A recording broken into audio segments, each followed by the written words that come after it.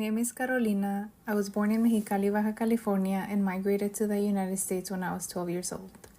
At the time, I didn't know what it meant to be undocumented or what a deportation meant.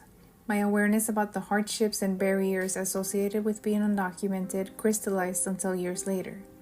Nevertheless, from a young age, I began to learn that I would have to navigate life differently than my peers. I couldn't join them on trips too far north or south. I was bounded by the presence of the federal immigration checkpoints north of San Diego County and the U.S.-Mexico physical border a few miles south. I couldn't legally work, drive, or receive federal financial aid. I had to be mindful of who I disclosed my immigration status to and where I traveled to. By the time I reached senior year in high school, I dreamt of attending UC Santa Cruz for college. I had traveled there as part of a college visitation trip and later got accepted to attend. However, reality sunk in when I considered the fact that I wouldn't be able to apply for federal financial aid. There was also the prospect of moving outside of my parents' home and relocating to a city more than 400 miles away. My excitement was quickly overshadowed by stress and fear. I began to wonder, how would I pay for college, housing, and travel?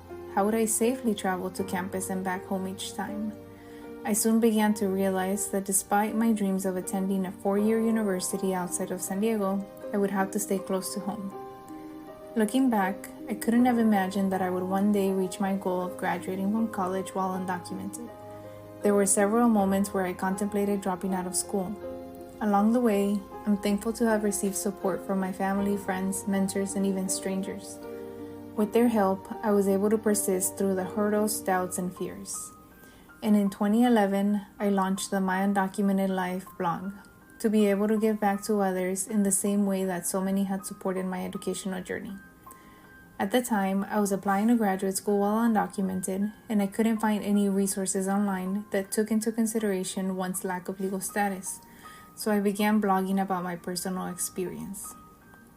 When I first began blogging, I only had a handful of very loyal readers, my family and close friends.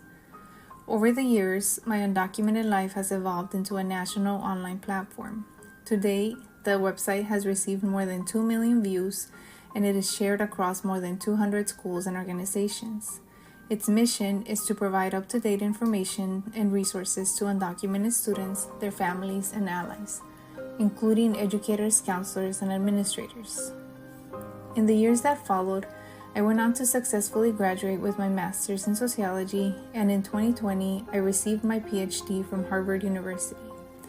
With my writing, teaching, advocacy, research, and service, my hope has always been to raise awareness about the plight of undocumented and mixed-status families. I strive to shed light on the unique set of limitations and challenges that immigrant families encounter so that we can dream up new possibilities aimed at better supporting them. I'm also committed to working closely with students and school personnel so that we can co-create resources and opportunities that can facilitate students' access to higher education.